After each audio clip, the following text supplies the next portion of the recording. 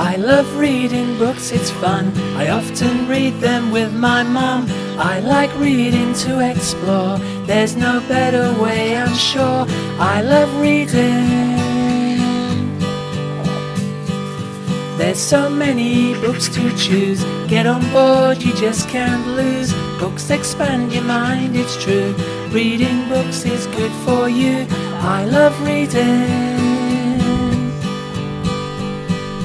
When I'm sitting on my bed, I go exploring it. I hope you guys are all having a horrible day, and if you don't know who I am or what this video is going to be about, then off with your heads. Basically today I'm just going to talk about Through the Looking Glass, and I read this book now. Today I have dressed as the Red Queen, both dressed and makeup wise. Tell you what this book is about. It's a story that's connected to Alice.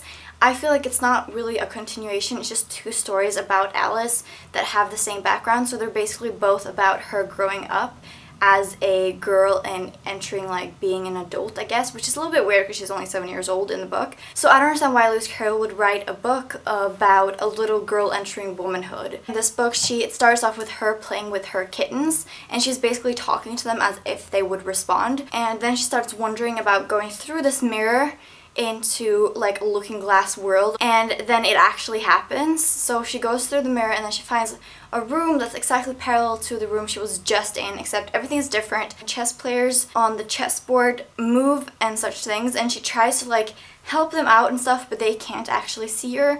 And then she sees this garden and she tries to walk towards it, and I think she never finds her way back in a way, and flowers start talking to her and she becomes really curious about the flowers, why they're talking to her and everything. And they say something like, the reason flowers don't talk that much is because the owners usually pack the flower beds too soft, so they always sleep, which I find really funny because they have this play on words in Alice that is like hilarious. All these things are very opposite. For example, there's a part where they pass around this cake and then she cuts it, and for example the White Queen lives backwards, so she will put a plaster on, then she'll start bleeding, and then she'll like pick her fingers so she starts bleeding. So it all happens backwards to her, which I find a little bit odd because she could prevent it from happening, but it also means that she kind of doesn't have control of what's going to happen, so she just sort of needs to live in the moment, I guess. Alice comes on this journey where she herself travels through the Looking Glass world, and in the Looking Glass world everything is like chess pieces, and when she comes there she is a pawn, so she can only move one step at a time except her first step. And for example the queen that she meets can go everywhere, and all the characters in the book are chess players except animals and insects. So her mission is to become queen. She's just a pawn, so she needs to travel through these 8 different squares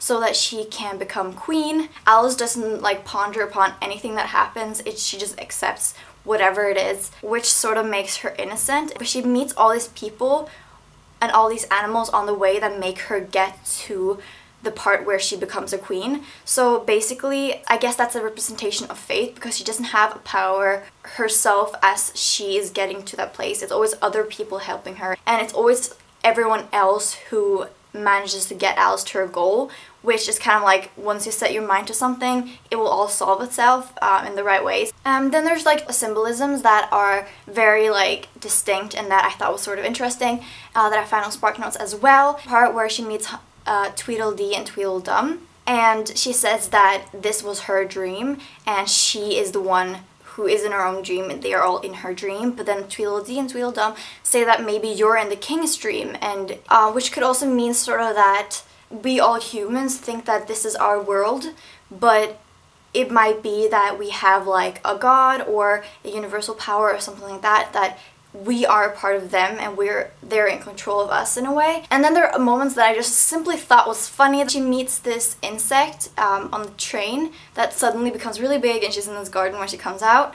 The transitions are really weird in Alice, which is just sort of something you have to accept when you're reading the book. The insect asks her about what sort of insects are in Alice's world, and so Alice says horsefly, and says that, oh yeah, we have that too, but here it's called a rocking horsefly, where it's literally like a horse in a rocking chair.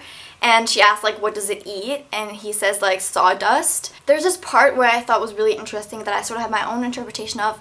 There's this square she walks into in this forest where all names are forgotten, so she doesn't remember her own name. She doesn't remember anyone else's name. She meets this fawn and asks her, what's your name? And she says, I don't know, what's your name? And he's like, I don't know, but let's walk together until I can tell you what my name is. So they walk together and they're friends, and then when they get to the part where they realize like what a name is, and the fawn gets really scared because it realizes that it is a prey and the human being is a predator. You can interpret in so many ways. Once you don't have labels or colors or anything of knowledge of another person, human beings are just supposed to like be friends, but it's something we have created as beings. I guess predators and prey can be friends in a fictional world without labels. Then there's this part where she meets the unicorn, and the unicorn is so surprised to see a human because it thought that the human was a mystical creature that only existed in fairy tales,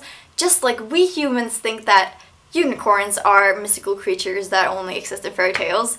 So they switch these things and they make me question a lot of things that happen, and I guess that's why I love Alice so much. Like, I love Alice in Wonderland and Through the Looking Glass. Now I'm just going to talk a little bit about the movie, which I thought was more like an adventure than an actual interpretation of Alice.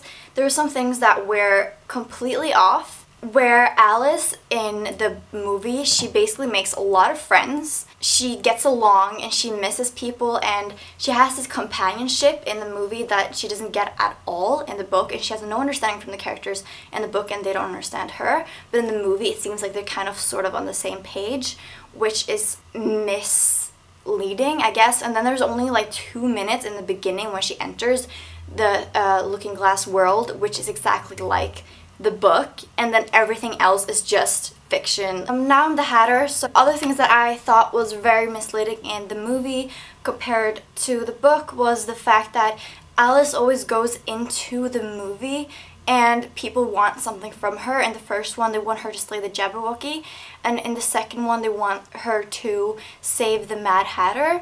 And both of them are for others, but in the books it's more that she goes into the Wonderworld because of her own imagination. She makes the quest and they're just there to help her. Something else about the movie that I didn't really like is the fact that they jumped so much between the real world and the Wonderworld, and even in the real world they put her on a mental institution, which I thought was so wrong and in so many ways, because then they're actually saying that Alice might be insane. It makes everything wrong. Like, it just distorts everything that I thought Alice was. It's just supposed to be like her imaginary world, I guess. But the thing I thought was did it very nice with the movie was that the way they talked was very like word for word taken, which was just funny and exactly like the book. It's very an artistic like view of the world, I guess. There was a lot of funny comments though in the movie. Like, there was a scene at the tea party where everyone at the tea party was making jokes about time. So like the Hatter would say to the time, is it true that you heal all wounds? And the invisible cat would lie on him, and as the mouse said, why are you so late? He would be like, no, I'm right on time, and like these jokes, and it was hilarious. So mood wise it was really much like the book.